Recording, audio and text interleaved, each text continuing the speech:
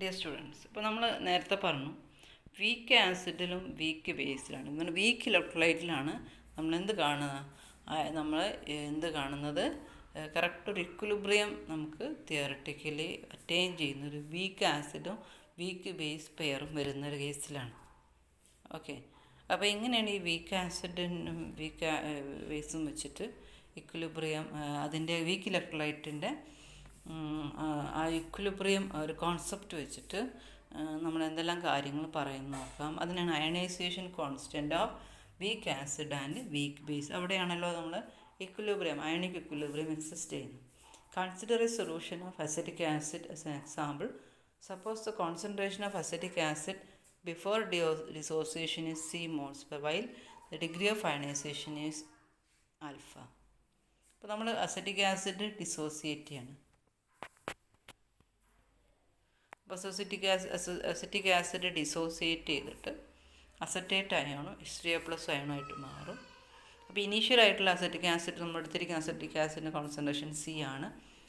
H2O water ലിക്വിഡാണ്. അവിടെ ഞാൻ പറയാൻ വിട്ടുപോയ ഒരു കാര്യമുണ്ട്. നമ്മൾ ഈ ഇക്വിലിബ്രിയം കോൺസ്റ്റൻറ്റ് K എഴുതുമ്പോൾ പലപ്പോഴും ഏത് പ്രോസസ്സിലെയും ഇക്വിലിബ്രിയം കോൺസ്റ്റൻറ്റ് K എഴുതുമ്പോൾ പ്യുവർ സോളിഡും പ്യുവർ ലിക്വിഡും കാണുന്നിടത്ത് അത് കോൺസെൻട്രേഷനിൽ പ്രത്യേകിച്ച് ഒരു ചേഞ്ചൊന്നും അതിന് വരുത്താൻ പറ്റില്ല. പ്യുവർ സോളിഡിൻ്റെ കേസിലും പ്യുവർ ലിക്വിഡിലും കോൺസെൻട്രേഷൻ അത് എഫക്റ്റ് ചെയ്യില്ല. അതുകൊണ്ട് തന്നെ നമ്മൾ K എഴുതുമ്പോൾ L എന്ന് കാണുകയാണെങ്കിലും S എന്ന് കാണുകയാണെങ്കിലും അതിന് നമ്മൾ എന്ത് ചെയ്യേണ്ട കാര്യമില്ല, കൺസിഡർ ചെയ്യേണ്ട കാര്യമില്ല. ഓക്കെ, അപ്പോൾ അവിടെ അസറ്റിക് ആസിഡ് പ്ലസ് H2O നമ്മൾ കൊടുത്തു കഴിഞ്ഞാൽ H2O റിയാക്ഷൻ്റെ റേറ്റിനെ അത് സ്വാധീനിക്കുന്നില്ല എന്നുള്ളതാണ്. അപ്പോൾ അതുകൊണ്ട് അത് നമ്മൾ കൺസിഡർ ചെയ്യേണ്ട കാര്യമില്ല. ഇനീഷ്യൽ കോൺസെൻട്രേഷൻ C ആണ്. ഇനീഷ്യലി എന്തില്ല, അസറ്റേറ്റ് അയോൺ ഇല്ല. വാട്ടറിൽ ഡിസോൾവ് ചെയ്യുമ്പോഴാണ് അസറ്റേറ്റ് അയോൺ H3O+ അയോൺ വരുന്നത്. അപ്പോൾ അത് 0 ആണ്. എന്നാൽ നമുക്കറിയാം റിയാക്ഷൻ നടക്കുമ്പോൾ ഇക്വിലിബ്രിയത്തിലെത്തുമ്പോൾ നമുക്കറിയാം ഒരു particular percentage acetic acid dissociate ചെയ്തിട്ട് എന്തായിട്ട് മാറിയിട്ടുണ്ടാവും, അസറ്റേറ്റ് അയോണും അതുപോലെ തന്നെ H3O+ അയോണുമായിട്ട് മാറിയിട്ടുണ്ടാവും. അപ്പോൾ അവിടെ നമ്മൾ ഇത് ബ്രോൺസ്റ്റഡ് ലവറി കോൺസെപ്റ്റ് വെച്ചിട്ടാണ് നമ്മളിവിടെ ഇത് എഴുതിയത് കേട്ടോ. H2O Hനെ അക്സെപ്റ്റ് ചെയ്തിട്ട് H3O+ ആയിട്ട് മാറുന്നു അല്ലേ, നമ്മൾ പറഞ്ഞു. ഓക്കെ, അപ്പോൾ അവിടെ നമ്മൾ മനസ്സിലാക്കേണ്ട ഒരു കാര്യം എന്ന് പറഞ്ഞു കഴിഞ്ഞാൽ ആൽഫ സിയുടെ ഒരു പെർട്ടിക്കുലർ പെർസെൻറ്റേജിന് ഞാൻ C ആൽഫ എന്ന് കൊടുക്കും. ആദ്യം ഉണ്ടായിരുന്ന സി ആണ് ഇനീഷ്യൽ കോൺസെൻട്രേഷൻ്റെ ഒരു പെർട്ടിക്കുലർ പെർസെൻറ്റേജ്, അതാണ് C ആൽഫ അസറ്റേറ്റ് അയോണും C ആൽഫ H3O+ അയോണുമായിട്ട് മാറും. അപ്പോൾ ഇത് C ആൽഫ മാറി എന്ന് പറയുമ്പം ഏതിൽ നിന്ന് കുറഞ്ഞിട്ടുണ്ടാവും, ഇനീഷ്യലായിട്ടുള്ള concentration C minus C alpha എന്നാണ്. ഇനീഷ്യൽ കോൺസെൻട്രേഷൻ ഇക്വിലിബ്രിയത്തിലെത്തുമ്പോൾ C മൈനസ് C ആൽഫ ആയിട്ട് മാറും. അതിന് ഞാൻ C പുറത്തേക്ക് എടുത്തിട്ടാണ് C × 1 - ആൽഫ എന്ന് എഴുതിയത് അല്ലേ. ഇനി നമ്മൾ അതിൻ്റെ ഇക്വിലിബ്രിയം കോൺസ്റ്റൻറ്റ് K എഴുതാണ്. K എഴുതുമ്പോൾ product of concentration of products ഏതൊക്കെയാണ്, concentration of CH3CO- × concentration of H3O+ divided by concentration of CH3COOH അല്ലേ. അത് നമ്മൾ K എഴുതിയതാണ്. കാരണം ആദ്യം റിയാക്റ്റൻ്റ് പ്രോഡക്റ്റ് രണ്ടെണ്ണം മുകളിൽ എഴുതി, താഴെ റിയാക്റ്റൻ്റ് എഴുതി. H2O പ്യുവർ ലിക്വിഡ് ആയതുകൊണ്ട് അതിൻ്റെ കോൺസെൻട്രേഷന് റേറ്റിനെ ഡിപ്പെൻഡ് ചെയ്യാത്തതുകൊണ്ട് നമ്മളത് എഴുതിയില്ല. ഓക്കെ, ഇനി ഇവിടെ നമുക്ക് ഇക്വിലിബ്രിയത്തിലുള്ള നമ്മൾ പറഞ്ഞു ഇക്വിലിബ്രിയത്തിനൊരു പെർട്ടിക്കുലർ കോൺസെൻട്രേഷൻ ഉണ്ട്. ആ ഒരു കോൺസെൻട്രേഷൻ എത്തിക്കഴിഞ്ഞാൽ പിന്നെ റിയാക്ഷൻ അവിടെ റിയാക്ഷൻ്റെ ചേഞ്ച് നമുക്ക് കാണാൻ പറ്റില്ല. ദ കോൺസെൻട്രേഷൻ റിമെയിൻസ് കോൺസ്റ്റൻ്റ് ആണ് അല്ലേ. അപ്പോൾ ആ ഒരു ഇതാണ് നമ്മളിവിടെ C ആൽഫ നമുക്കറിയില്ല. അപ്പോൾ നമ്മളതിനെ നമ്മൾ മനസ്സിലാക്കണം എങ്ങനെ ഒരു പെർട്ടിക്കുലർ പെർസെൻറ്റേജ് റിയാക്ട് ചെയ്ത് പോയി എന്നുള്ളതിൽ നമ്മളൊരു എടുത്തിട്ട് അതിനെ നമ്മൾ C ആൽഫ എന്ന് കൊടുത്തതാണ്. അപ്പോൾ C alpha × C alpha divided by C minus C alpha, അതാണ് C × 1 - ആൽഫ എന്ന് എഴുതി. അപ്പോൾ നമ്മളങ്ങനെ ചെയ്ത് കഴിഞ്ഞാൽ K എന്താ കിട്ടി, C alpha square minus divided by 1 minus alpha എന്ന് കിട്ടും. ഇനി നമുക്ക് വേണമെങ്കിൽ ആൽഫ വളരെ ചെറുതായതുകൊണ്ട് ഇതേപോലെ ഒക്കെ ആക്കിയിട്ട് എഴുതാം. പക്ഷെ നമ്മൾ സാധാരണ അതിൽ എക്സാമിന് ഈ ഒരു പ്രോബ്ലം ചെയ്യുകയാണെങ്കിൽ നമ്മളതിൻ്റെ അക്യുറേറ്റ് കിട്ടണമെന്നുണ്ടെങ്കിൽ അവിടെ ആൽഫ നമ്മൾ കൺസിഡർ ചെയ്തിരിക്കണം. അപ്പോൾ alpha degree of dissociation alpha is equal to നമ്മൾ സ്ക്വയർ റൂട്ട് ഓഫ് KA/C വെച്ചിട്ട് ആൽഫ കാണാം അല്ലേ. അപ്പോൾ 1 മൈനസ് ആൽഫ അപ്രോക്സിമേറ്റ്ലി 1 ആക്കി എടുത്തിട്ടൊക്കെയാണ് നമ്മളത് ചെയ്യുന്നത്. പക്ഷെ എപ്പോഴും ഈ ഒരു ഇക്വേഷൻ വെച്ചിട്ട് പ്രോബ്ലം ചോദിക്കുമ്പോൾ അത് അതേപോലെ സബ്സ്റ്റിറ്റ്യൂട്ട് ചെയ്ത് തന്നെ ചെയ്യുക. KA is equal to C alpha square divided by 1 minus alpha. 1 minus alpha 1 ആക്കി എടുക്കുകയാണെങ്കിൽ ആൽഫയെ 0 ആക്കി എടുക്കണ്ടേ. അപ്പം അത് നമ്മളെപ്പോഴും പൊതുവേ നമ്മൾ എടുക്കാറില്ല. നമ്മൾ ഈ ഒരു പ്രോബ്ലം ഈ ഒരു ഇക്വേഷൻ വെച്ചിട്ട് തന്നെയാണ് ചെയ്യുക. KA is equal to C alpha. അത് K എന്ന് പറയുന്നത് എന്താണ്? ഈ അതിനെ നമ്മൾ പറയുന്ന പേരാണ് ionisation constant of acid. Ionisation constant of acid equilibrium കോൺസ്റ്റൻറ്റിനെ ഈ ഒരു റിയാക്ഷൻ നമ്മൾ പറയുന്ന പേരാണ്. നമ്മൾ ആസിഡിൻ്റെ റിയാക്ഷൻ പറയുന്നത് കൊണ്ട് തന്നെ KA is equal to ionisation constant of acid ആണ്. That is equal to C alpha square divided by 1. എന്താണ് ആൽഫ? എത്രത്തോളം ഡിസോസിയേറ്റ് ചെയ്ത് പോയി എന്നുള്ളതാണ്, എത്ര പെർസെൻറ്റേജ് ഡിസോസിയേറ്റ് ചെയ്ത് പോയി എന്നുള്ളതാണ്. അപ്പോൾ അതിനെ ആൽഫ ആ ഒരു ഫ്രാക്ഷൻ ഓഫ് ഡിസോസിയേറ്റ് അല്ലെങ്കിൽ ഡിഗ്രി ഓഫ് ഡിസോസിയേഷൻ അതിനെയാണ് നമ്മൾ ആൽഫ എന്ന് പറയുന്നത്. Okay.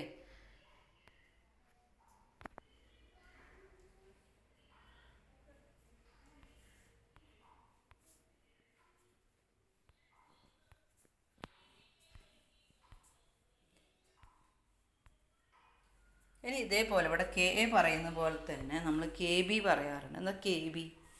Ionisation constant of weak ബേസിനെയാണ് KB എന്ന് പറയുന്നത്. ഇതേപോലെ നമ്മളിപ്പോൾ ഇവിടെ ഒരു ആസിഡ് വെച്ചിട്ടല്ല എഴുതി, അതേപോലെ ഒരു ബേസ് വെച്ചിട്ട് എഴുതാം. ഇപ്പോൾ M plus OH minus gives MOH gives M plus plus OH minus പറഞ്ഞിട്ട് ബേസിൻ്റെ റിയാക്ഷൻ നമ്മൾ എഴുതാറുണ്ട്. ജനറലൈസ് ചെയ്ത് ഇതേപോലെ C into 1 minus alpha initial concentration C, equilibrium concentration C into 1 minus alpha, product ആകുമ്പോൾ C ആൽഫ വെച്ചിട്ട് നമുക്ക് KA കിട്ടിയതുപോലെ ഇവിടെ KB കിട്ടും. ഇതേ വാല്യൂ തന്നെ, പക്ഷേ അതിൽ കോൺസെൻട്രേഷനൊക്കെ വ്യത്യാസം ഉണ്ടാകും. KBയുടെയും ഇക്വേഷൻ ഇത് തന്നെയാണ് വരിക. അപ്പോൾ അയണൈസേഷൻ കോൺസ്റ്റൻറ്റ് ഓഫ് വീക്ക് ബേസിനെ അയണൈസേഷൻ കോൺസ്റ്റൻറ്റ് ഓഫ് ബേസിനെ KB എന്നും അയണൈസേഷൻ കോൺസ്റ്റൻറ്റ് ഓഫ് ആസിഡിനെ KA എന്നുമാണ് പറയാം. ഇക്വേഷൻ രണ്ടും തുല്യമാണ്. C alpha square divided by 1 minus ആൽഫയാണ്. ഇനി നമ്മൾ പറയുന്ന മറ്റൊരു കോൺസെപ്റ്റാണ് സോല്യബിലിറ്റി പ്രോഡക്റ്റ്. സോല്യബിലിറ്റി പ്രോഡക്റ്റ് എന്ന് പറഞ്ഞു കഴിഞ്ഞാൽ നമുക്കറിയാം എല്ലാ സോൾട്ടും നമുക്ക് സോൾട്ട് എന്ന് പറഞ്ഞാൽ എന്താണ് സോൾട്ട്? സോൾട്ട് ഒരു അയോണിക് കോമ്പൗണ്ടാണ്. ഇപ്പോൾ സോഡിയം ക്ലോറൈഡ് ഒരു സോൾട്ടാണ്, പൊട്ടാസ്യം ക്ലോറൈഡ് ഒരു സോൾട്ടാണ്, സോഡിയം കാർബണേറ്റ് ഒരു സോൾട്ടാണ്, അമോണിയം ഫോസ്ഫേറ്റ് ഒരു സോൾട്ടാണ്. ഇത് എല്ലാ സോൾട്ടും വാട്ടറിൽ കാൽസ്യം കാർബണേറ്റ് ഒരു സോൾട്ടാണ്. കാൽസ്യം കാർബണേറ്റ് വാട്ടറിൽ ഡിസോൾവ് ചെയ്യുമോ? ഇല്ല. കാൽസ്യം കാർബണേറ്റ് നമ്മൾ ചോക്ക് വാട്ടറിൽ ഡിസോൾവ് ചെയ്യുമോ? ഇല്ല. അപ്പോൾ വാട്ടറിൽ എല്ലാം ഡിസോൾവ് ചെയ്ത് പോകുന്നില്ല. ഡിസോൾവ് ചെയ്ത് പോകുന്നത് അല്ലേ, ഡിസോൾവ് ചെയ്യുമ്പോൾ എന്തായിട്ട് മാറും? അയണൈസ് ചെയ്യും. അപ്പോൾ ഡിസോൾവ് ചെയ്തിട്ട് നമ്മൾ പറഞ്ഞു അത് അയണൈസ് ചെയ്യുമെന്ന് പറഞ്ഞു അല്ലേ. അതുകൊണ്ട് തന്നെ എല്ലാ സോൾട്ടും പെർഫെക്റ്റായിട്ട് ഒരു വാട്ടറിൽ ഡിസോൾവ് ചെയ്ത് പോകുന്നില്ല. ഇനി വാട്ടറിൽ കുറച്ച് ഡിസോസിയേറ്റ് ചെയ്തത് കൊണ്ട് തന്നെ അത് തമ്മിലൊരു ഡിസോൾവ് ചെയ്തിട്ടുള്ള സോൾട്ടും ഡിസോൾവ് ചെയ്യാത്ത സോൾട്ടും തമ്മിലൊരു ഇക്വിലിബ്രിയം എക്സിസ്റ്റ് ചെയ്യും. അപ്പോൾ consider A saturated solution of sparingly soluble salt. കുറച്ച് മാത്രം സ്പാരിംഗ്ലി സോലിബിൾ എന്ന് പറഞ്ഞു കഴിഞ്ഞാൽ കുറച്ച് മാത്രം ഡിസോൾവ് ചെയ്യുന്ന, വളരെ കുറഞ്ഞ അളവിൽ ഡിസോൾവ് ചെയ്യുന്ന ഒരു സോൾട്ട് എൻ്റെ സാച്ചുറേറ്റഡ് സൊല്യൂഷൻ എടുക്കുകയാണ് അല്ലേ. അപ്പോൾ അത് നമുക്ക് എന്തായിട്ട് പറയാം? അതവിടെ ഡൈനാമിക് ഇക്വിലിബ്രിയം എസ്റ്റാബ്ലിഷ് ചെയ്തു എന്ന് പറയാം between undissolved molecule and dissociated ions അല്ലേ. അപ്പോൾ അവിടെ ഒരു എക്സാമ്പിൾ എടുക്കുകയാണ്. AB എന്ന് പറയുന്ന ഒരു സോൾട്ട് ഡിസോസിയേറ്റ് ചെയ്ത് A+ പ്ലസ് B- അയണുമായിട്ട് മാറി. അപ്പോൾ അതിൻ്റെ K നമുക്ക് എങ്ങനെ എഴുതാം?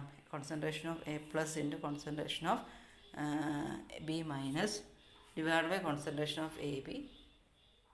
ഈ AB എന്ന് പറയുന്നത് സോളിഡാണ്, സോളിഡാണ്. അപ്പോൾ നമ്മൾ നേരത്തെ ഞാൻ പറഞ്ഞു പ്യുവർ സോളിഡും പ്യുവർ ലിക്വിഡും നമ്മൾ കോൺസെൻട്രേഷനിൽ പരിഗണിക്കാറില്ല.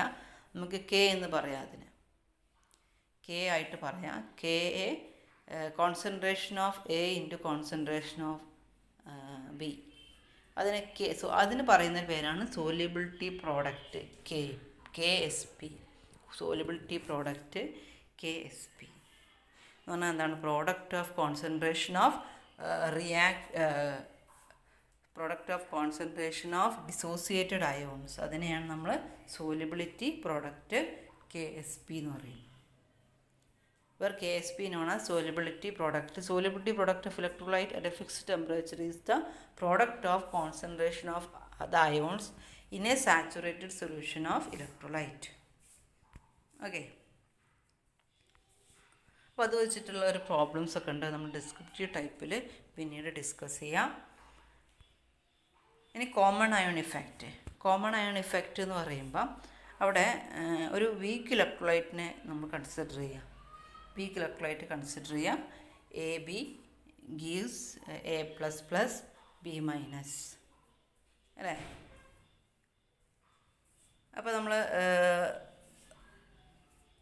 നമ്മൾ concentration of A into concentration of B divide by concentration of AB എന്ന് പറയാം. ഇവിടെ കോമൺ അയൺ എഫക്റ്റ് എന്താണെന്നുള്ളത് ഒന്ന് പറഞ്ഞ ശേഷം നമുക്ക് പറയാം.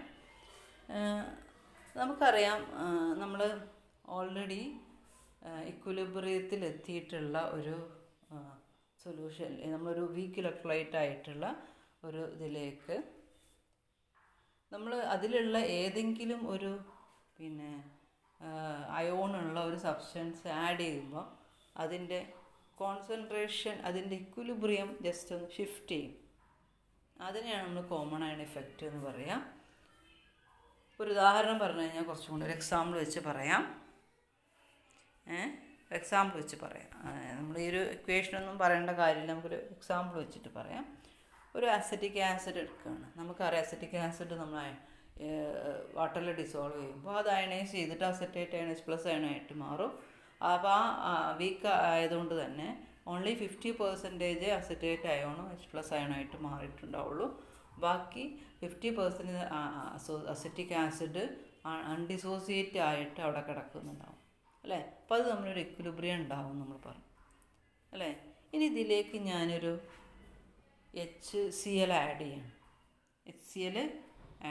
അല്ലെങ്കിൽ HCl ആഡ് ചെയ്യുമ്പോൾ എന്താ സംഭവിക്കുക? നമ്മൾ HCl ആഡ് ചെയ്യുമ്പോൾ ഒരു ഇലക്ട്രോലൈറ്റ് ആയിട്ട് HCl ഞാൻ ഇതിലേക്ക് ആഡ് ചെയ്ത് കഴിഞ്ഞാൽ അവിടെ എന്താ സംഭവിക്കുക? ആ HCl H+ അയോണ് ഇവിടെ ഈ അസറ്റേറ്റ് അയോൺ നമ്മൾ ഓൾറെഡി അയണൈസ് ചെയ്തിട്ടുള്ള അസറ്റേറ്റ് അയോണുമായിട്ട് കമ്പൈൻ ചെയ്തിട്ട് വീണ്ടും എന്തെണ്ണായിട്ട് മാറും? അസറ്റിക് ആസിഡിനായിട്ട് മാറും, അല്ലേ? അപ്പോൾ അവിടെ നമ്മൾ അപ്പോൾ എന്തിൻ്റെ അളവ് കൂടി? അവിടെ അസറ്റിക് ആസിഡിൻ്റെ അളവ് വീണ്ടും കൂടും, അല്ലേ? വീണ്ടും ഞാൻ ഒരു HCl ആഡ് ചെയ്തു. അപ്പോൾ HCl ആഡ് ചെയ്യുന്നതനുസരിച്ച് നമ്മൾ ഓൾറെഡി ആദ്യം 50% ഉള്ളൂ, പക്ഷേ ഇവിടെ അയണൈസ് ചെയ്തിട്ടുള്ള അസറ്റേറ്റ് അയോണിൻ്റെയും Cl- അയോണിൻ്റെയും അളവ് ഇങ്ങനെ കുറഞ്ഞു വരിക. ആ ഒരു കോൺസെപ്റ്റാണ് കോമൺ അയൺ ഇഫക്റ്റ് എന്ന് പറയുക. When an electrolyte which contain a suitable common ion, suitable electrolyte which contain common ion added to an electrolyte, it suppresses the dissociation of electrolyte. അതിനെയാണ് നമ്മൾ കോമൺ അയൺ ഇഫക്റ്റ് എന്ന് പറയും. അപ്പോൾ ഞാൻ ആദ്യം നമ്മളൊരു 50% ആണ് ഉള്ളതെന്നുണ്ടെങ്കിൽ വീണ്ടും ഞാൻ HCl ആഡ് ചെയ്യുമ്പോൾ അപ്പോൾ അവിടെ എന്തിൻ്റെ അളവ് കൂടി? 50-50 ആയിരുന്നു നോർമലി. അപ്പോൾ അവിടെ എന്ത് കൂടി? എന്ത് കൂടുതലായിട്ട് വന്നു? അൺഡിസോസിയേറ്റ് ചെയ്ത് കിടക്കുന്ന അസറ്റിക് ആസിഡിൻ്റെ അളവ് കൂടി വരും when compared to dissociated ion. അപ്പോൾ ഇതിൻ്റെ അയണൈസേഷൻ ഇങ്ങനെ കുറഞ്ഞ് വരും. നമ്മൾ ഒരു കോമൺ അയൺ എന്നാൽ HCl ആഡ് ചെയ്യാനുള്ള കാരണം എന്താണ്? അതിൽ കോമൺ ആയിട്ടൊരു അയൺ ഉണ്ട്. ഏതാണ്? H കോമൺ ആണ്. അസറ്റിക് ആസിഡിലും ഈ HCl H കോമൺ ആണ്. ഇനി വേണം എനിക്ക് സോഡിയം അസറ്റേറ്റ് ആഡ് ചെയ്താലും മതി. HCl തന്നെ ആഡ് ചെയ്യണം നിർബന്ധമൊന്നുമില്ല. സോഡിയം അസറ്റേറ്റിൽ അതുകൊണ്ടാണ് കോമൺ അയൺ ഇഫക്റ്റ് എന്ന് പറയുന്നത്. അപ്പോൾ ആഡ് ചെയ്യുമ്പോൾ ഏതെങ്കിലും ആഡ് ചെയ്ത് കഴിഞ്ഞാൽ അതിൻ്റെ കോൺസെൻട്രേഷൻ്റെ സപ്രസ് ചെയ്യില്ല. ആഡ് ചെയ്യുമ്പോൾ എന്തായാലും അതിനോട് കോമൺ ആയിട്ടുള്ളൊരു അയോൺ പ്രസൻ്റ് ആയിരിക്കണം. ഇപ്പോൾ HCl അസറ്റിക് ആസിഡിലുള്ള H+ പോലെ HCl H+ ഉണ്ട്. അത് കോമൺ അയോണാണ്. അത് നമ്മൾ ആഡ് ചെയ്ത് കഴിഞ്ഞാൽ അതിന് കോൺസെൻട്രേഷൻ കുറയ്ക്കാൻ പറ്റും. അയോൺസിൻ്റെ കോൺസെൻട്രേഷൻ കുറയ്ക്കാൻ പറ്റും. ഇനി ഇതേപോലെ തന്നെ നമ്മൾ സോഡിയം അസറ്റേറ്റ് ആഡ് ചെയ്യുമ്പോൾ അതിൽ സോഡിയം അസറ്റേറ്റ് അയൺ ഉണ്ട്. ഈ അസറ്റേറ്റ് അയോൺ അതിൽ ഡിസോസിയേറ്റ് ചെയ്തിട്ടുള്ള H+ അയോണായിട്ട് കമ്പൈൻ ചെയ്തിട്ട് അസറ്റിക് ആസിഡ് ആയിട്ട് മാറും. അസറ്റിക് ആസിഡിൻ്റെ അളവ് കൂടും എന്ന് പറഞ്ഞാൽ അയോൺസിൻ്റെ അളവ് കുറയും. മനസ്സിലായില്ലേ? അപ്പോൾ അവിടെ ഒരു കോമൺ അയോണുള്ള ഒരു ഇലക്ട്രോലൈറ്റ് ആഡ് ചെയ്യുമ്പോൾ അതിൻ്റെ അയണൈസേഷൻ കുറയുന്നതിനെയാണ് suppression of dissociation of weak acid or weak base, weak electrolyte എന്ന് പറയാം. Okay, weak acid or weak base by the addition of a strong electrolyte containing a common ion is called common ion effect. അതിനെയാണ് നമ്മൾ common ion effect എന്ന് പറയുന്നത്. അപ്പോൾ ഒരു strong electrolyte ആയിട്ടുള്ള ഒരു ഇലക്ട്രോലൈറ്റിൽ അതിനോട് കോമൺ ആയിട്ടുള്ള ഒരു അയോൺ ഉള്ള ഒരു ഇലക്ട്രോലൈറ്റാണ് നമ്മൾ ആഡ് ചെയ്യുന്നതെങ്കിൽ വീക്ക് ഇലക്ട്രോലൈറ്റിൻ്റെയോ വീക്ക് ബേസിൻ്റെയോ അയണൈസേഷൻ കുറയും, ഡിസോസിയേഷൻ കുറയും, ഡിസോസിയേഷൻ സപ്രസ് ചെയ്യും. അതിന് പറയുന്ന പേരാണ് കോമൺ അയൺ ഇഫക്റ്റ്. അപ്പോൾ ഇതിന്ന് പലപ്പോഴും ചോദ്യം വരാറുണ്ട്. അപ്പോൾ ഒരു ഉദാഹരണം നോക്കാം. Ammonium hydroxide. ഈ അമോണിയം ഹൈഡ്രോക്സൈഡിലോട്ട് ചോദിക്കാറുണ്ട് അമോണിയം ക്ലോറൈഡ് ആഡ് ചെയ്ത് കഴിഞ്ഞാൽ എന്ത് സംഭവിക്കുന്നു എന്നുള്ളത്. അപ്പോൾ അമോണിയം ക്ലോറൈഡ് ആഡ് ചെയ്ത് കഴിഞ്ഞാൽ it suppresses the dissociation of ammonium hydroxide എന്നാണ് നമ്മൾ ഉത്തരം പറയും. Due to common ion effect. എന്തായിരിക്കും കാരണം? കാരണം അമോണിയം ക്ലോറൈഡ് ആഡ് ചെയ്യുമ്പോൾ നമുക്കറിയാം അതിൽ അമോണിയം കോമൺ ആണ്. അത് ആഡ് ചെയ്യുമ്പം ഇതിലുള്ള NH4+ നേരത്തെ അയണൈസ് ചെയ്തിട്ടുള്ള OH- അയണുമായിട്ട് കമ്പൈൻ ചെയ്തിട്ട് NH4OH ഫോം ചെയ്യും. എന്ന് പറഞ്ഞു കഴിഞ്ഞാൽ അവിടെ എന്തിൻ്റെ അളവ് കുറയും? അതിവിടെ അയണൈസ് ചെയ്തിട്ടുള്ള NH4-ൻ്റെയും OH- അയോണിൻ്റെയും അളവ് കുറയും. മനസ്സിലായില്ലേ? അപ്പോൾ അതാണ്. അപ്പോൾ ഇത് എക്സാമിന് എങ്ങനെയാണ് ചോദിക്കുക? What happen when ammonium chloride is added with ammonium added to ammonium hydroxide. അപ്പോൾ അവിടെ എന്താ പറയുക? ഇറ്റ് ഡിക്രീസസ് ദ, അങ്ങനെയും പറയാം, decreases the ionisation of ammonium hydroxide due to common ion effect എന്നാണ് പറയുക. ഓക്കെ, അപ്പോൾ അതെപ്പോഴും പരീക്ഷയ്ക്ക് ചോദിക്കാറുണ്ട്. എക്സാമിന് ചോദിക്കുന്ന ഒരു ക്വസ്റ്റ്യനും കൂടിയാണ്. ഇതിൽ 2 എക്സാമ്പിളാണ് എക്സാമിന് ചോദിക്കാറുള്ളത്. ഒന്ന്, അമോണിയം ഹൈഡ്രോക്സൈഡിലേക്ക് അമോണിയം ക്ലോറൈഡ് ആഡ് ചെയ്ത് കഴിഞ്ഞാൽ എന്ത് സംഭവിക്കുന്നു? രണ്ടാമത്തത്, അസറ്റിക് ആസിഡിലോട്ട് സോഡിയം അസറ്റേറ്റ് ആഡ് ചെയ്ത് കഴിഞ്ഞാൽ എന്ത് സംഭവിക്കുന്നു? അതാണ് ആ 2 ചോദ്യമാണ് ഇതുവരെ ചോദിച്ചിട്ടുള്ളത് കേട്ടോ. അപ്പോൾ 2നും ഒരേ ഉത്തരമാണ് അല്ലേ? അസറ്റിക് ആസിഡിലേക്ക് സോഡിയം അസറ്റേറ്റ് ആഡ് ചെയ്ത് കഴിഞ്ഞാൽ സോഡിയം അസറ്റേറ്റ് ആഡ് ചെയ്ത് കഴിഞ്ഞാൽ അസറ്റിക് ആസിഡിൻ്റെ അയണൈസേഷൻ കുറയിട്ട് decreases the ionisation of acetic acid due to common ion effect എന്ന് പറഞ്ഞാൽ മതി. അപ്പോൾ അത് പലപ്പോഴും പരീക്ഷയ്ക്ക് ചോദിച്ചിട്ടുള്ളൊരു ചോദ്യമാണ്. ഇനി അടുത്തൊരു കോൺസെപ്റ്റാണ് ബഫർ സൊല്യൂഷൻ. ബഫർ സൊല്യൂഷൻ എന്ന് പറഞ്ഞു കഴിഞ്ഞാൽ നമുക്കറിയാം, നമ്മൾ നേരത്തെ pH ഒക്കെ പറഞ്ഞു അല്ലേ? ഈ pH പല പ്രോസസ്സ് നടത്തുമ്പോഴും നമുക്ക് ചിലപ്പോൾ pH ഇവിടെ കോൺസ്റ്റൻ്റ് ആക്കി നിർത്തേണ്ടി വരും. അപ്പോൾ നമ്മൾ പറയാറുണ്ട്, നമുക്കറിയാം, നമ്മൾ ഒരുപാട് ഫുഡ് നമ്മൾ കഴിക്കും, വെറൈറ്റി ഓഫ് ഫുഡ്, നമ്മൾ അസിഡിക് ആയിട്ടുള്ള ഫുഡും ബേസിക് ആയിട്ടുള്ള ഫുഡും, അങ്ങനെ ഒരുപാട് ഫുഡുകൾ കഴിക്കുന്നതിൽ കൂടുതലും നമ്മൾ അസിഡിക് ഫുഡുകളാണ് കഴിക്കുക. അസിഡിക് ഫുഡുകൾ കഴിക്കുമ്പോൾ സ്വാഭാവികമായിട്ടും നമ്മളെ ശരീരത്തിലൊരു ആസിഡ് ലെവൽ ഇൻക്രീസ് ചെയ്യും. അപ്പോൾ ഇതൊക്കെ ബ്ലഡുമായിട്ടാണ്. അപ്പോൾ ബ്ലഡിലെത്തുന്ന സമയത്ത് ആ ബ്ലഡിലുള്ള എപ്പോഴും ഒരു പെർട്ടിക്കുലർ pH ഉണ്ട്. അതെപ്പോഴും ബ്ലഡിനെ മെയിൻറ്റെയിൻ ചെയ്ത് പോകണം. അപ്പോൾ ബ്ലഡിലൊരു ബഫറുണ്ട്, മനസ്സിലായില്ലേ? ആ ബഫറാണ്. ബഫർ എന്ന് പറഞ്ഞു കഴിഞ്ഞാൽ pHനെ കോൺസ്റ്റൻ്റ് ആക്കുന്ന സബ്സ്റ്റൻസിന് പറയുന്ന പേരാണ് ബഫർ. അപ്പോൾ ഈ ബ്ലഡിൽ pH കോൺസ്റ്റൻ്റ് ആയിട്ട് നിലനിർത്തുന്നത് കൊണ്ടാണ് നമ്മൾ ഏത് ഫുഡ് കഴിച്ചു കഴിഞ്ഞാലും ബ്ലഡിലെ pH ഒരിക്കലും ചേഞ്ച് ചെയ്യില്ല. അപ്പോൾ ആ pH എന്ന് പറഞ്ഞു കഴിഞ്ഞാൽ ആസിഡ് ആഡ് ചെയ്ത് കഴിഞ്ഞാലും ബേസ് ആഡ് ചെയ്ത് കഴിഞ്ഞാലും നമ്മൾ പിന്നെ ആ ഒരു pH എപ്പോഴും കോൺസ്റ്റൻ്റ് ആക്കി നിലനിർത്തുന്ന സൊല്യൂഷനെയാണ് buffer solution. A buffer solution is solution which resist the change in pH value on the addition of small amount of acid or base. Buffer രണ്ടായിട്ട് നമ്മൾ പറയും, ആസിഡ് ബഫറും ബേസ് ബഫറും. ആസിഡ് ബഫർ എന്ന് പറഞ്ഞു കഴിഞ്ഞാൽ mixture of weak acid and it salt with strong base എന്ന് പറഞ്ഞു കഴിഞ്ഞാൽ വീക്ക് ആസിഡിൻ്റെയും, അത് എക്സാമ്പിൾ പറഞ്ഞാൽ കുറച്ചും കൂടെ മനസ്സിലാവും. വീക്ക് ആസിഡ് എന്ന് പറയുമ്പോൾ അസറ്റിക് ആസിഡും സോഡിയം അസറ്റേറ്റും. അസറ്റിക് ആസിഡിൻ്റെ ഒരു സ്ട്രോങ് ബേസുമായിട്ടുള്ളൊരു കോമ്പിനേഷനാണല്ലോ സോഡിയം അസറ്റേറ്റ്, അല്ലേ? സോഡിയം അസറ്റേറ്റ് പറയുന്നത് സോൾട്ടാണ്. അപ്പോൾ അസറ്റിക് ആസിഡിലോട്ട് weak acid and salt of weak acid with strong base, അതിനെയാണ് നമ്മൾ ആസിഡ് ബഫർ എന്ന് പറയുന്നത്. അങ്ങനെ തന്നെ പഠിക്കണം കേട്ടോ. അപ്പോൾ നമ്മളങ്ങ് ഷോർട്ടാക്കിയിട്ട് പറയും വീക്ക് ആസിഡിനെ WA എന്ന് പറയും, അല്ലേ? Salt of weak acid WA plus strong base SB, അങ്ങനെ പഠിച്ചു വെച്ചാൽ മതി. ആസിഡ് ബഫർ എന്ന് പറഞ്ഞു കഴിഞ്ഞാൽ വീക്ക് ആസിഡ് ആണല്ലോ ആദ്യം പറയും, അല്ലേ? Weak acid plus salt of weak acid and strong base, അതാണ് ആസിഡ് ബഫർ. ഇനി ബേസ് ബഫർ എന്ന് പറഞ്ഞു കഴിഞ്ഞാൽ വീക്ക് ബേസ്, ഇതിന് നേരെ opposite. Weak base plus salt of strong acid and weak base. Okay, weak base രണ്ടിലും ഉണ്ട്, അല്ലേ? സ്ട്രോങ് ഇല്ല, വീക്ക് എന്ന് പറയുന്നത് എപ്പോഴും രണ്ട് സോൾട്ടിലും ഒരു വീക്ക്. നമ്മൾ ഏതാണോ ആസിഡ് എടുക്കുന്നത്, ആസിഡ് വീക്കാണെങ്കിൽ സോൾട്ടിലുള്ള ആസിഡും വീക്കായിരിക്കും. ആ രീതിയിൽ അങ്ങനെ ഓർത്ത് വെച്ചാൽ മതി. ഓക്കെ, അതിൻ്റെ ഓപ്പോസിറ്റ് ആയിരിക്കും സ്ട്രോങ് ആയിട്ട് വരും.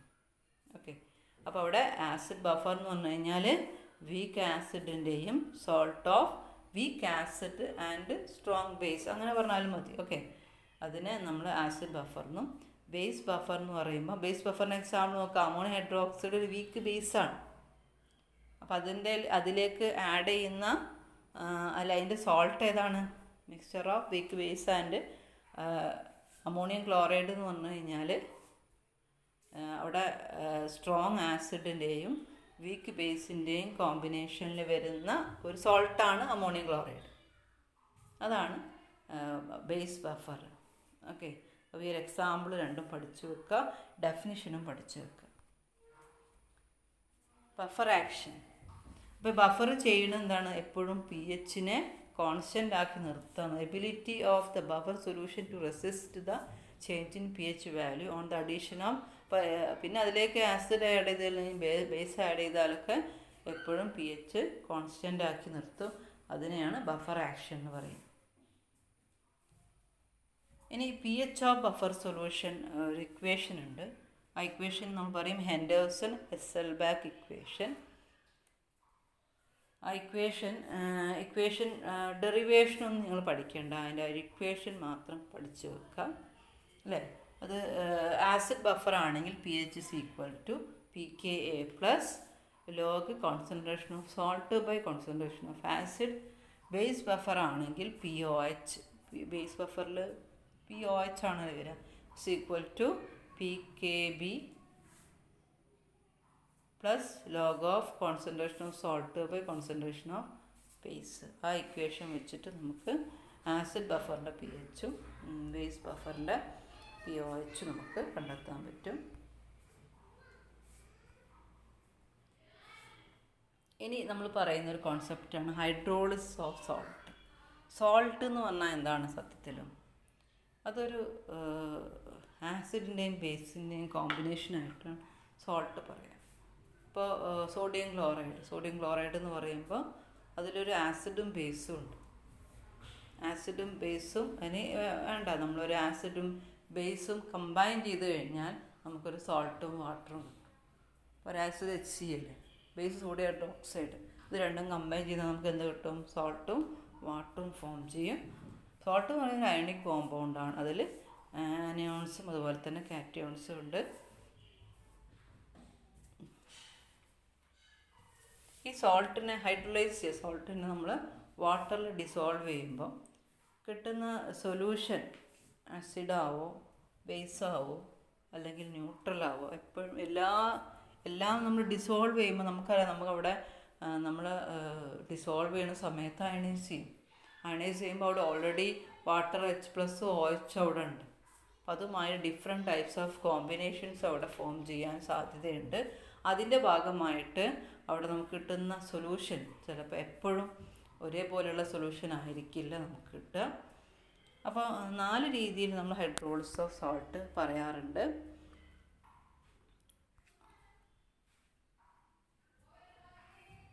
അതിൽ ഒന്ന് നമ്മളുടെ സോൾട്ടിൽ സ്ട്രോങ് ആസിഡും സ്ട്രോങ് ബേസും ആണുള്ളത്. എക്സാമ്പിൾ ഒന്ന് നോട്ട് ചെയ്ത് വെക്കണം കേട്ടോ. നമ്മൾ KCl, NaCl, NaNO3, KNO3, sodium sulphate, K2SO4, ഇതൊക്കെ എന്താണ്? ഇത് സ്ട്രോങ് ആസിഡും സ്ട്രോങ് ബേസും ആയിട്ടുള്ള സോൾട്ടുകളാണ്. ഇതിലുള്ള ആസിഡും ബേസും രണ്ടും സ്ട്രോങ് ആസിഡിൻ്റെ പാർട്ടാണ്. ഓക്കെ. അപ്പോൾ നമ്മൾ സോഡിയം ക്ലോറൈഡ് ഞാൻ നേരത്തെ പറഞ്ഞു. സോഡിയം ക്ലോറൈഡ് പറയുമ്പോൾ ഒരു സ്ട്രോങ് ആസിഡായിട്ടുള്ള HCl-ഉം ഒരു സ്ട്രോങ് ബേസായിട്ടുള്ള സോഡിയം അപ്പോൾ സ്ട്രോങ് ആസിഡും സ്ട്രോങ് ബേസിൻ്റെയും കോമ്പിനേഷന് ഫോം ചെയ്യുന്ന സോൾട്ടുകളാണ് ഈ പറഞ്ഞതെല്ലാം. രണ്ടും സ്ട്രോങ് ആണ്. ഓക്കെ, അതിന് എക്സാമ്പിളാണ് ഇവിടെ കൊടുത്തത്. ഇത് വാട്ടറിൽ ഡിസോൾവ് ചെയ്താൽ എന്താ സംഭവിക്കുക? നമ്മൾ പറഞ്ഞിട്ടുണ്ട്, സ്ട്രോങ് ഇലക്ട്രോലൈറ്റിൻ്റെ പ്രത്യേകത കംപ്ലീറ്റ് ആയി ഡിസോസിയേറ്റ് ചെയ്ത് പോകും.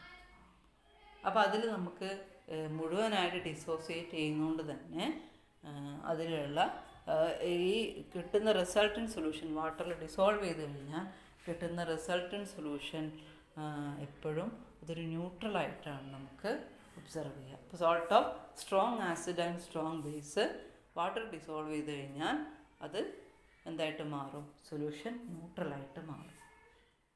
ഇനി salt of weak acid and strong base, അതിനൊരു എക്സാമ്പിളൊക്കെ ഇവിടെ കൊടുത്തിട്ടുണ്ട് അല്ലേ. Salt of weak acid and strong ബേസിന് എക്സാമ്പിളാണ് സോഡിയം അസറ്റേറ്റ്, അതേപോലെ സോഡിയം കാർബണേറ്റ്, പൊട്ടാസ്യം സയനൈഡ്, ഇതൊക്കെ ഈ എക്സാമ്പിളിൽ വരും. Strong base and weak acid അത് ഹൈഡ്രോളൈസ് ചെയ്യുമ്പോൾ എങ്ങനെയാണെന്നുള്ളത് നോക്കാം. അത് സോഡിയം അസറ്റേറ്റ് ഹൈഡ്രോളൈസ് ചെയ്യുമ്പോൾ നമുക്കറിയാം അത് അയണൈസ് ചെയ്തിട്ട് CH3CO- Na+ ആയിട്ട് മാറും. അത് വാട്ടറിലുള്ള H+ OH കമ്പൈൻ ചെയ്യും. അപ്പോൾ അവിടെ എന്താ ഉണ്ടാവുക? CH3COOH അങ്ങനെ കമ്പൈൻ ചെയ്യാനുള്ള സാധ്യതയുണ്ട്. CH3COOH NaOH ഉണ്ടാവാം. അപ്പോൾ അങ്ങനെയാണെങ്കിൽ നിങ്ങൾ പറ, റിസൾട്ടൻറ്റ് സൊല്യൂഷൻ എന്തായിരിക്കും? അവിടെ നമ്മൾ വാട്ടറിലേക്ക് സോഡിയം അസറ്റേറ്റ് ആഡ് ചെയ്യുമ്പം അത് അയണൈസ് ചെയ്യുമ്പം അവിടെ ഈ സോഡിയം അസറ്റേറ്റ് വാട്ടറുമായിട്ട് ആഡ് ചെയ്ത് കഴിഞ്ഞാൽ അവിടെ എന്താ ഉണ്ടാവുക? +H2O എന്താ ഉണ്ടാവുക? വാട്ടറായിട്ട് ആഡ് ചെയ്യുമ്പോൾ അവിടെ ഫോം ചെയ്യുന്നതായിരിക്കും CH3COOH + NaOH ആണ് അല്ലേ. NaOH നമുക്കറിയാം സ്ട്രോങ് ആണ്. അപ്പോൾ സ്വാഭാവികമായിട്ട് റിസൾട്ടൻറ്റ് സൊല്യൂഷൻ എന്തായിട്ട് മാറും? ബേസിക്കായിട്ട് മാറും. അപ്പോൾ ഹൈഡ്രോളിസിസ് ഓഫ് സ്ട്രോങ് ബേസും വീക്ക് ആസിഡും ആണെങ്കിൽ റിസൾട്ടൻറ്റ് സൊല്യൂഷൻ ബേസായിട്ട് മാറും. ബേസ് ആവാനുള്ള കാരണം എന്താണ്? സോഡിയം അസറ്റേറ്റ്, സോഡിയം കാർബണേറ്റ് ഇതൊക്കെ വാട്ടറിലേക്ക് ഡിസോൾവ് ചെയ്യുമ്പോൾ അവിടെ ഫോം ചെയ്യുക അസറ്റിക് ആസിഡും അതുപോലെ തന്നെ NaOH ആണ്. അങ്ങനെയാണല്ലോ ഫോം ചെയ്യുക അല്ലേ. അത് വാട്ടറുമായിട്ട് കമ്പൈൻ ചെയ്യുമ്പോൾ നമുക്ക് കിട്ടുന്നത് അങ്ങനെയാണ്. അപ്പോൾ ആ സമയത്ത് NaOH എന്ന് പറയും. സോഡിയം കാർബണേറ്റ് ചെയ്ത് കഴിഞ്ഞാൽ അങ്ങനെ തന്നെ. സോഡിയം കാർബണേറ്റ് വാട്ടറിലേക്ക് ഡിസോൾവ് ചെയ്യുമ്പോൾ എന്താ ഉണ്ടാവുക? സോഡിയം ഹൈഡ്രോക്സൈഡും അങ്ങനെ മനസ്സിലാക്കി വെച്ചാൽ മതി. ഓക്കെ, ഇതിൽ കുറച്ചും നമ്മൾ ക്ലാസ് എന്ന് പറയുമ്പോഴാണ് കുറച്ചും കൂടെ ക്ലിയർ ആയിട്ട് മനസ്സിലാവുക. അപ്പോൾ അത് ഈ ഒരു ഭാഗം നമ്മളിങ്ങനെ എഴുതി പറയുമ്പോഴേ മനസ്സിലാവുള്ളൂ. അപ്പോൾ അതിൻ്റെ ഒരു ലിമിറ്റേഷൻ ഉണ്ട് ഞാൻ പറയുന്നിടത്ത്. അപ്പോൾ ഇവിടെ നിങ്ങൾ സോഡിയം അസറ്റേറ്റ് വാട്ടറിലേക്ക് ഡിസോൾവ് ചെയ്ത് കഴിഞ്ഞാൽ നമുക്ക് എന്താ ഉണ്ടാവുക? സോഡിയം അസറ്റിക് ആസിഡും NaOH. അതുപോലെ Na2CO3 വാട്ടറിലേക്ക് ഡിസോൾവ് ചെയ്ത് കഴിഞ്ഞാൽ NaOHും കാർബോണിക് ആസിഡും ഉണ്ടാവും. അപ്പോൾ നിങ്ങൾ പറയാം NaOHലും കാർബോണിക് ആസിഡിലും ഏതാണ് സ്ട്രോങ്? NaOHൽ സ്ട്രോങ് നമ്മൾ പറഞ്ഞിട്ടുണ്ട്. സോഡിയം ഹൈഡ്രോക്സൈഡ് സ്ട്രോങ് ബേസാണ്. കാർബോണിക് ആസിഡ് നമുക്ക് സോഡ വീക്ക് ആസിഡാണ്. ഇനി ഇവിടെ അസറ്റിക് ആസിഡും സോഡിയം അസറ്റേറ്റ് വാട്ടറിലേക്ക് ആഡ് ചെയ്ത് കഴിഞ്ഞാൽ സോഡിയം അസറ്റിക് ആസിഡ് വീക്കാണ്, സോഡിയം ഹൈഡ്രോക്സൈഡ് സ്ട്രോങ് ആണ് അല്ലേ. അതുപോലെ പൊട്ടാസ്യം സയനൈഡ് വാട്ടറിലേക്ക് ആഡ് ചെയ്ത് കഴിഞ്ഞാൽ പൊട്ടാസ്യം ഹൈഡ്രോക്സൈഡ് സ്ട്രോങ് ആണ് അല്ലേ. നമുക്കത് അങ്ങനെ മനസ്സിലാക്കാൻ പറ്റും കേട്ടോ. നമ്മളൊരു എക്സാമ്പിൾ കാണുമ്പോഴേ അത് വാട്ടറിലേക്ക് ഡിസോൾവ് ചെയ്യുമ്പോൾ അവിടെ എപ്പോഴും ഏതിൽ ബേസിക് ആയിട്ടുള്ളൊരു സൊല്യൂഷനാണ് നമുക്ക് കിട്ടുക. ഇവിടെ നോക്കാം. Here only the anion of weak base undergo hydrolysis. കാരണം നമുക്കറിയാം ഹൈഡ്രോളൈസ് ചെയ്യുമ്പോൾ സ്ട്രോങ് ആണ്. സ്ട്രോങ് നമ്മൾ നേരത്തെ പറഞ്ഞത് ഹൈഡ്രോളൈസ് ചെയ്യില്ല, വീക്കാണ് ഹൈഡ്രോളൈസ് ചെയ്യുക. അതാണ് സംഭവം. സ്ട്രോങ്ങിൻ്റെ പാർട്ട് അത് അയണൈസ് ചെയ്യാതെ അങ്ങനെ കിടക്കുകയാണ് ചെയ്യുക. വീക്കിൻ്റെ പാർട്ടാണ് അയണൈസ് ചെയ്യുക അല്ലേ. അതുകൊണ്ട് തന്നെ സൊല്യൂഷൻ നമുക്ക് എന്തായിട്ട് കിടക്കും? ബേസിക്കായിട്ട് കിടക്കും. ഓക്കെ, അപ്പോൾ അത് കൂടുതൽ വല്ലാണ്ട് ചിന്തിച്ച് ഇതാക്കണ്ട. ഇതിങ്ങനെ കാണാതെ പഠിക്കുക ലക്ഷ്യമുള്ളൂ. Hydrolysis of salt of strong base and weak acid. അതിങ്ങനെ മനസ്സിലാക്കി വെച്ചാൽ മതി. കാരണം അവിടെ ഡിസോസിയേറ്റ് ചെയ്ത് പോകുമ്പോൾ OH മൈനസ് അയോൺ പ്രൊഡ്യൂസ് ചെയ്യുന്നത് കൊണ്ടാണ് അത് എന്തായിട്ട് മാറുന്നത്? ബേസിക്കായിട്ട് മാറുന്നത്. ഇനി ഇതേപോലെ salt of weak base and strong acid. മൂന്നാമത്തെ ടൈപ്പ് സോൾട്ടാണ്.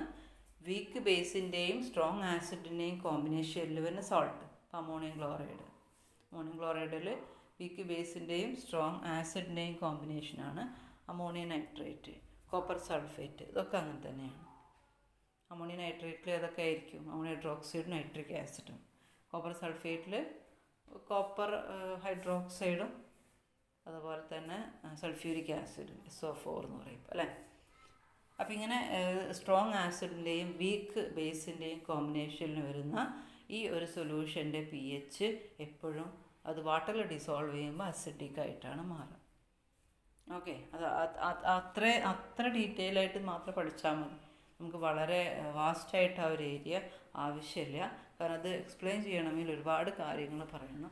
ഇവിടെ നമുക്ക് അത്ര പോസിബിൾ അല്ല എന്നുള്ളത് കൊണ്ടാണ് ഈ ഒരു ഓൺലൈൻ പ്ലാറ്റ്ഫോമിൽ. ഓക്കെ, പിന്നെ നമ്മൾക്ക് എക്സാമിന് സാധാരണ ചോദ്യം വരിക കുറച്ച് സോൾട്ട് തന്നിട്ട് ഇത് വാട്ടറിൽ ഡിസോൾവ് ചെയ്യുമ്പോൾ എന്താണ് റിസൾട്ടൻറ്റ് സൊല്യൂഷൻ? അസിഡിക് ആവുമോ, ബേസിക് ആവുമോ, ന്യൂട്രൽ ആവുമോ എന്നുള്ള ചോദ്യമാണ് വരിക. അപ്പോൾ അതിൽ നമ്മൾ അതുകൊണ്ടാണ് നമ്മൾ എക്സാമ്പിൾ പഠിക്കൽ നിർബന്ധമാണെന്ന് പറഞ്ഞത്. അപ്പോൾ ammonium chloride, ammonium nitrate, copper സൾഫേറ്റും ഒക്കെ salt of weak base and strong ആസിഡാണ്. അപ്പോൾ റിസൾട്ടൻറ്റ് സൊല്യൂഷൻ അവിടെ എന്തായിരിക്കണം? വാട്ടറിൽ ഡിസോൾവ് ചെയ്യുമ്പോൾ നമുക്കറിയാം വാട്ടറിൽ ഡിസോൾവ് ചെയ്യുമ്പോൾ അവിടെ H+ അയോൺ പ്രൊഡ്യൂസ് ചെയ്യുന്നത് കൊണ്ട് അത് എന്തായിരിക്കും? റിസൾട്ടൻറ്റ് സൊല്യൂഷൻ അസിഡിക് ആയിട്ട് മാറും. അപ്പോൾ നിങ്ങളെങ്ങനെ മനസ്സിലാക്കുക എന്ന് വെച്ച് കഴിഞ്ഞാൽ സ്ട്രോങ് ഉള്ള ഇതാ നോക്കിയാൽ മതി.